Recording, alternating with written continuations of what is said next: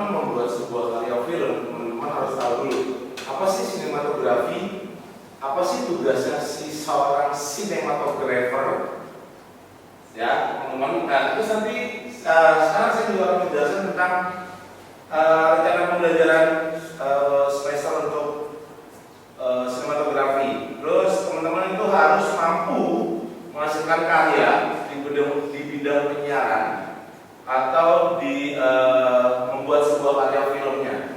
Terus mampu menyelesaikan masalah pekerjaan dengan sifat dan konteks yang sesuai dengan bidang keahliannya. Oke, terus mampu menyelesaikan masalah pekerjaan dengan sifat dan konteks yang sesuai dengan bidang keahliannya. Terus mampu memonitoring kerjaan teman-teman atau mempertahankan dan menyempurnakan kualitas teknis produksi selama rekaman dan siaran menggunakan sumber daya manusia dan peralatannya, gitu ya. Terus mampu menerapkan keselamatan, kesehatan kerja dan lingkungan. Terus mampu berkomunikasi secara lisan dan tulisan dalam pekerjaan penyiaran dengan menggunakan bahasa Indonesia tingkat unggul. Oke. Terus mampu berbicara di depan publik dan dengan tugas dan wewenangnya. Terus juga teman-teman harus memberikan pelayanan terbaik, ya, pelayanan prima. Terus mampu bekerja sama dan berkomunikasi dan berinovatif dalam pekerjaannya teman-teman. Terus mampu bertanggung jawab atas capaian hasil atau kerja kelompok, ya. Terus mampu melakukan proses evaluasi diri, oke. Mampu mendokumentasikan penyimpanan, pengamanan dan menemukan kembali data dan menjamin keaslian dan mencegah plagiat, ya. Oke. Ini RTM teman-teman, rencana tugas teman-teman selama satu semester ini di mata kuliah sinematografi. Yang pertama, teman-teman akan menganalisis video pendek dan membuat storyboard. Kenapa tugasnya menganalisis video pendek? Karena teman-teman nanti akan membuat sebuah karya yang dimana kalau teman-teman sudah menganalisa film itu, berarti nanti teman-teman sudah membuat karya itu tidak akan membuat karya yang sudah teman-teman analisa. Paham nggak? Makanya kan saya pernah bilang, jadikan dirinya teman-teman adalah sebagai pembuat, bukan penonton. Kalau penonton, balik lagi, teman-teman menonton film paling cuma berkomentar tentang filmnya bagus ya, terus aktornya sama aktrisnya cakep-cakep ya mainnya, just dari situ nggak ada tuh teman-teman ngebahas tentang sinematografinya harus kayak gini nih, terus kayak ini juga harusnya kayak gini nih. Nah makanya teman-teman harus menjadi si pembuat. Nah makanya kenapa harus ada penganalisa. Buat apa? Buat nanti teman-teman membuat karya. Oh berarti saya tidak akan membuat karyanya seperti yang ini, ya. Terus teman-teman membuat storyboard. Kenapa harus membuat storyboard? Karena ini adalah rancangan untuk teman-teman produksi nanti, dari gambarnya, dari artistiknya, dari lightingnya ditaruh mana ya, dari storyboard. Oke. Terus untuk tugas UASnya, nah tugas UASnya ini adalah kelompok yang dimana terdiri dari 8 orang, ya. 8 orang tugasnya teman-teman membuat sebuah produksi karya film pendek dengan durasi 5 menit, ya. Dengan job desk-nya yang pertama produser, saudara, naskah, kameramen, lighting, audio, artistik, dan editor. Pemainnya sekarang teman-teman untuk cari sendiri, ya. Jadi yang kita nilai itu adalah produksi karyanya teman-teman, kalau package-nya, ya. Walaupun kita tidak diajarkan secara okupasi atau per job desk, kita secara global, tapi saya yakin teman-teman juga sudah punya keahliannya masing-masing untuk itu semua. Oke, kalian tanyakan tentang tugasnya? Gak ada ya? Oke, kita lanjut. Tugas sinematografer?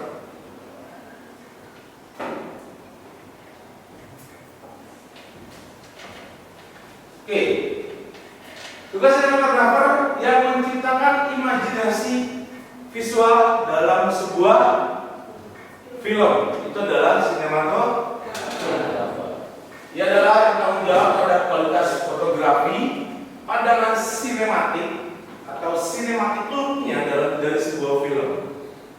Terus ia juga melakukan supervisi personel kamera dan pendukungnya serta bekerja sangat dekat dengan sutradara dengan pengetahuan tentang pencahayaan, lensa kamera, emosi filmnya, terus imaji digitalnya. Seorang sinematografer juga menciptakan kesan atau rasa atau look and mood dalam film tersebut. Oke? Peran dan tanggung jawabnya. Yang pertama, menganalisa skenario dan membahas bersama sutradara dan penata artistik agar mencapai kesesuaian penafsiran untuk mewujudkan gagasan penulis skenario dan sutradara dalam bentuk nyata dengan menciptakan konsep look and mood yang akan disepakati bersama untuk menunjang pencitraannya. Nah, jadi nanti teman-teman di praproduksi, divisi artistik, divisi sinematografi, divisi lighting itu harus rapat dulu karena untuk menentukan bersama sutradara look and mood-nya dalam film kalian itu mau seperti apa. Dari artistiknya mau kayak gimana, pengambilan gambarnya, dari warna filmnya.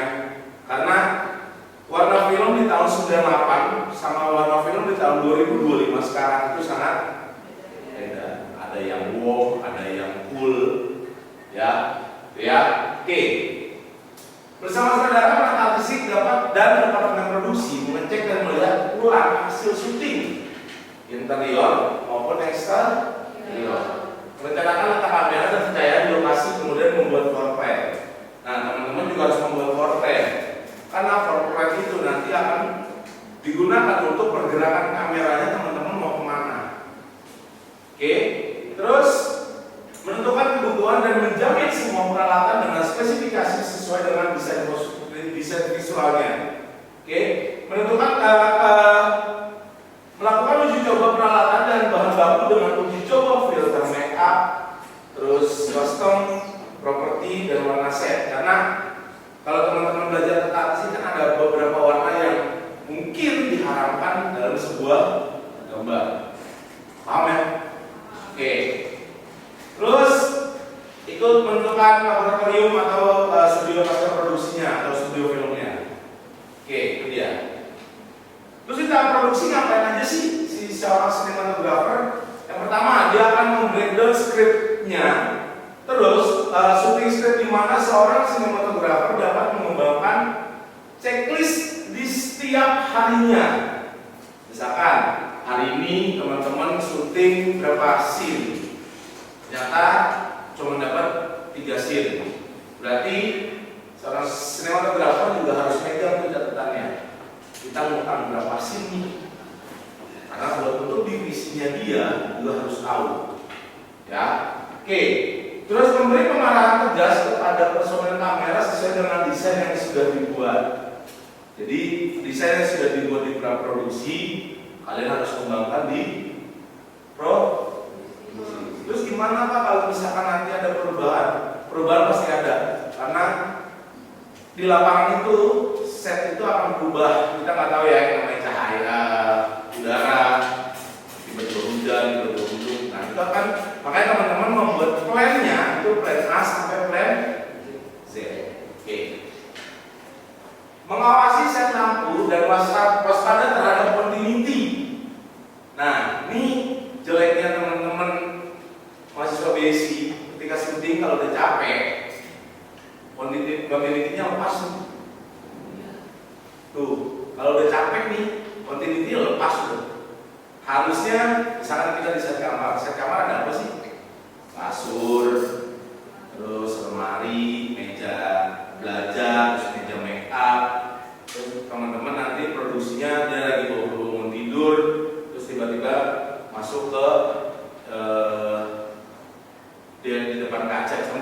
gitu kan, mau mandi, mau berangkat, terus dia mandi dulu.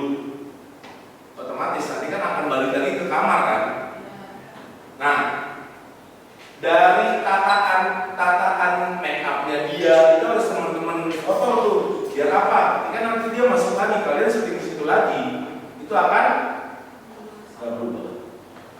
Akan continuity. Kecuali nanti ada perubahan, dia nyenggol apa terus kabur, beda lagi. Gitu ya, paham? Dari continuity lightingnya juga, continuity artistiknya. Oke? Terus pada saat saudara mengarahkan aktornya, sinematografer menyiapkan sudut pengambilan gambar atau komposisi sesuai dengan blocking saudara. Misalnya saudara mengambilnya angle over the shoulder, berarti otomatis kalau teman-teman over the shoulder berarti kan lihat dulu garis kemancingannya di mana. Oke. Terus siap menghadapi perubahan karena situasi tertentu di luar. Tadi yang saya bilang ini harus mempunyai set plan A, plan B, plan C sampai plan Z. Ya. Memeriksa laporan kamera report dan continuity lighting lognya. Lihat lagi scene berapa yang berubah, scene berapa yang nggak berubah. Ya. Oke. Ini adalah hak sinematografer menentukan jumlah dan kualitas awak atau kru. Jadi teman-teman, biasanya seorang sinematografer itu udah punya divisinya masing-masing, tuh divisi pegangannya masing-masing. Ya, dia nanti di OP-nya, nanti ada fokus pullernya, nanti ada gaffernya, apa segala macam gitu ya. Terus memberikan persetujuan sangat teknis yang akan digunakan tentang sesuatu yang baik. Oke, memberikan persetujuan atas kualitas hasil rekaman, cetak, rilis kopi. Nah, ya teman-teman kan karena membuat produksi karya audio visual berarti otomatis apa? Yang dihasilkan datanya kan? Data sama storyboardnya itu nggak boleh jauh berbeda. Kalau saudara storyboard sudah membuat storyboard dan teman-teman juga sudah membuat storyboard, misalkan dia lagi berdiri di depan pintu, jangan sampai nanti dia berdirinya di atas kasur. Ya, itu beda. Terus membuatkan unsur kreatif baik teknis, artistik, dan dramatik. Nah, teman-teman juga bisa nih untuk ide pada saudara untuk memberi masukan. Seharusnya mendingan kayak gini nih kameranya nih, biar kenapa? Look and mood-nya biar kelihatan kalau dia lagi sedang resah, sedang marah, gitu ya. Karena setiap gambar itu punya makna dan ya. Oke. Jika ada perubahan yang mendasar dari konsep awal look filmnya, sinematografer diberitahu sebelumnya. Iya dong, karena mereka seorang sinematografer yang membuat look dalam film tersebut dalam bentuk karya audiovisualnya. Ya. Oke. Next. Nah, ini dia. Yang teman-teman harus tahu. Miss Elsie. Bisa kesini itu apa sih? Kalian tahu? Miss Ensign itu apa? Apa? Miss Ensign. Masa nggak ada yang tahu? Apa? Miss Ensign. Ya. Apa? Rick. Miss Ensign apa? Secara akademis atau enggak, Miss Ensign itu bukan secara akademis atau non akademis. Miss Ensign itu adalah pengetahuan tentang dunia film sebenarnya yang ada di dalam unsur film. Miss Ensign itu bisa diibaratkan kayak satu adegan, kayak apa? Kayak tetesan air jatuh atau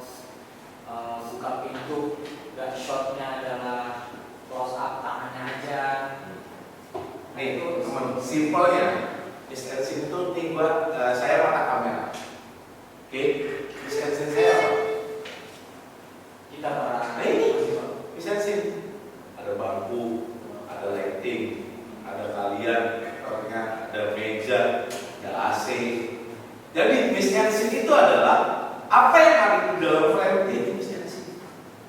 Make up-nya teman-teman, terus wardrobe teman-teman, itu mesti ada sih. Masa nggak ada yang tahu? Itu mesti ada sih teman-teman. Ya, jadi miss sensing itu apa yang ada di dalam frame kamera, yaitu adalah miss. Oke, ya. Pada produksi film umumnya yang dikejar oleh pembuatnya adalah pendekatan terhadap keseharian dan perilaku logis manusia yang ada di dalam filmnya, atau lebih dikenal dengan istilah animalisme. Oke, istilah itu sebenarnya diambil dari aliran seni lain yang lebih dulu ada seperti lukisan, sastra, ataupun teater. Dalam hal ini, imajinasi yang berlebihan di luar logika kesadaran sangat dihindari. Ya, itu misalnya. Makanya yang saya bilang, apa yang ada di dalam sama kamera, apa yang ada di dalam frame gambar kalian itu adalah lighting, wardrobe, terus artistiknya, terus make upnya, yaitu sebutnya gitu ya. Oke. Dalam teater, pemain adalah tokoh sentral dalam sebuah peristiwa. Sedangkan di dalam film, daun yang jatuh aja itu pintu yang dibanting, pohon yang tertimbangin itu bisa jadi tokoh sentral. Kayak ini tadi kami bilang tutup pintu. Kalau teman-teman tutup pintu di dalam frame, nggak ada suara jedernya. Kedengaran kelihatannya seperti apa? Nggak ada. Ya udah nggak ada apa-apa. Tapi kan teman-teman, tutup pintu orang lagi marah sama tutup pintu yang lagi biasa itu kan beda. Kalau tutup pintu, berarti otomatis orang penonton berpikiran dia lagi. Kalau teman cepat, berarti apa? Ya udah, ini dia lagi biasa aja. Nah, itu menjadi tokoh sentral bisa nggak? Bisa. Dalam film bisa, tapi kalau dalam teater nggak bisa. Dalam film langkah kaki aja itu bisa menjadi unsur lisensi atau tokoh sentralnya, yang dimana kalau misalnya teman-teman dalam sebuah film nanti teman-teman mau bikin film pembunuh bayaran, tapi nggak mau kasih tahu sosok si pembunuhnya, berarti kan teman-teman ngakalinnya dari tangannya, dari over the shoulder-nya dia, terus langkah kakinya dia. Terus teman-teman kalau misalkan nanti ada scene pembunuhan, teman-teman cuma kasih siluetnya, darah keluar. Itu adalah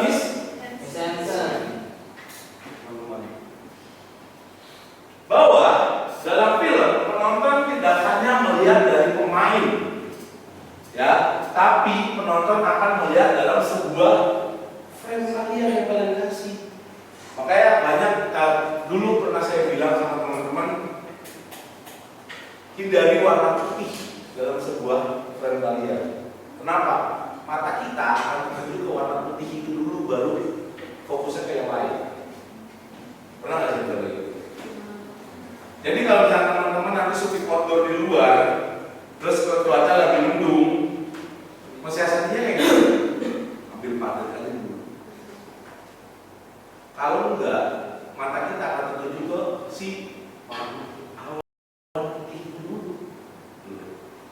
Ya. Oleh karena itu, secara definisi misalnya bisa dilihat dari dua sudut pandang. Ya. Dari dua sudut pandang penonton misensinya, terus terlihat secara kasat mata jelas. Sedangkan dari sudut pandang si pembuat filmnya, misensin dapat dipahami sebagai tindakan meletakkan sesuatu di dalam peristiwa yang dibuat. Ya, oke. Ini dia unsur-unsur dalam pembuatan film. Ada naratif, ada sinematik. Kalau naratif ini bisa masuknya di naskah. Kalau sinematik masuknya ke dalam teknisnya. Cuma ini doang, nggak ada yang lain. 3 unsur ini teman-teman untuk membuat sebuah film. Ya. Naratif. Satu rangkaian peristiwa yang berhubungan satu sama lain dan terikat oleh logika sebab dan akibat. Makanya saya sering bilang ke teman-teman, kalau mau buat film itu harus pakai logika. Jangan otaknya jangan terlalu kayak transformer lah ya. Kan masih banyak yang di sekitar teman-teman yang bisa kalian ambil gitu kan. Terus jangan terlalu, Pak, kalau saya mau bikin Indonesia di tahun 2035 bisa nggak? Oke, saya tanya balik. 2026 tahu nggak Indonesia seperti apa? Ya, tahu. Makanya teman-teman harus berpikir secara logika dan ingat harus ada sebab dan akibat. Ya, oke. Sinematik mencakup perlakuan sinias terhadap kamera dan stok filmnya, maksudnya seni di garis bawahi ya. Sineas tidak sekedar merekam adegan semata, namun juga mengontrol jaraknya. Itu di garis bawahi. Ya, bukan cuma merekam doang, tapi kalian harus tahu kamera di sini, objeknya di sana. Saya harus pakai lensa berapa ya untuk mendapatkan medium shotnya mereka. Tuh harus hitung. Jangan teman-teman menggunakan lensa ya udah pakai 18-35 aja nanti bisa di zoom kok ya. Kalau kayak gitu film look and mood-nya nggak bakal dapat. Ya. Ada yang ketawa, ada yang pernah ngerasain nggak sih? Udah pakai aja deh, gak dilihat budget. Oke, nah juga untuk dari sudutnya, ketinggiannya, bagaimana adegan direkam. Nah, khusus sinematografi secara umum dibagi tiga, yaitu kamera dan film. Kedua framing, ketiga adalah durasi gambar. Oke, teman-teman, sampai sini ada pertanyaan, silakan. Mau tanya, Boleh. apa yang dimaksud dengan decoupage? Decoupage itu sebenarnya gini.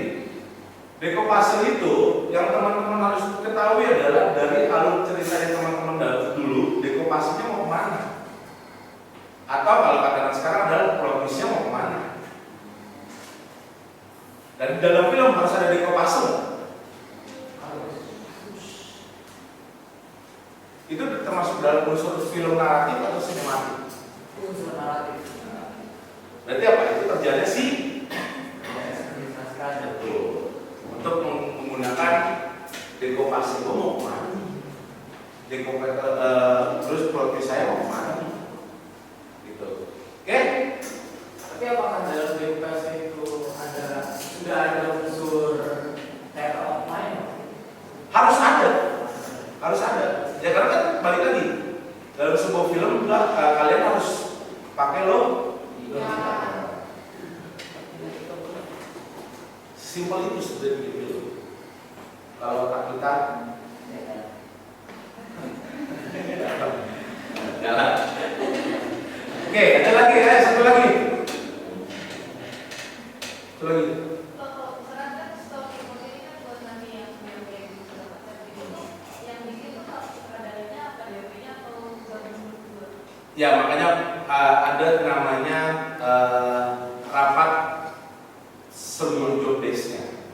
Nah dari situ pandangan di sutradara harus digambarkan oleh sinematografi, harus digambarkan oleh si artistiknya. Saya mau pemain saya looknya seperti ini ya, terus warna film saya maunya seperti ini ya. Ya, nah baru nanti itu dibuat storyboardnya, scene per scene-nya. Ingat scene per scene. Kalian ada 8 scene, kalian bikin tuh. Bikin masternya di mana, pecah shootnya di mana. Ya, nanti dibikin juga teman-teman lihat shot set-nya seperti apa. Kenapa shot set-nya ngambil kayak gitu, motivasinya apa?